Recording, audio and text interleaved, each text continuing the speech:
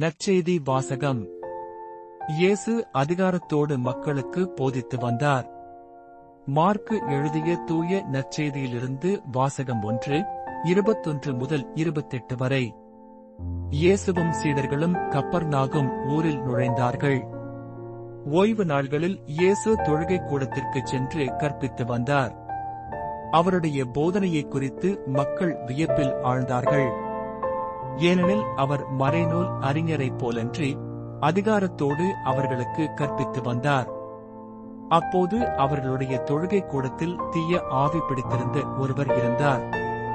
அவரை பிடித்திருந்த ஆவி, நாசரேத்து இயேசுவே, உமக்கு இங்கு என்ன வேலை? எங்களை ஒழித்துவிடவா வந்தீர்? நீர் யார் என எனக்கு தெரியும்.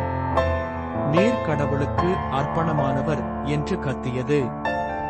வாயை மூடு, இவரை விட்டு வெளியே போ என்று இயேசு அதனை அதட்டினார். அப்பொழுது அத்தீய ஆவி அம்மனிதருக்கு வலிப்பு உண்டாக்கி பெருங்கூச்சலிட்டு அவரை விட்டு வெளியேறிற்று.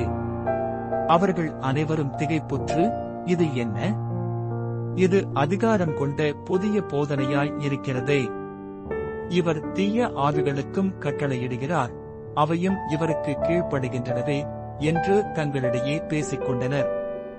அவரை பற்றிய செய்தி உடனே கலிலேயாவின் சுற்றுப்புறமெங்கும் பரவியது. ஆண்டவரின் அருள்வாக்கு.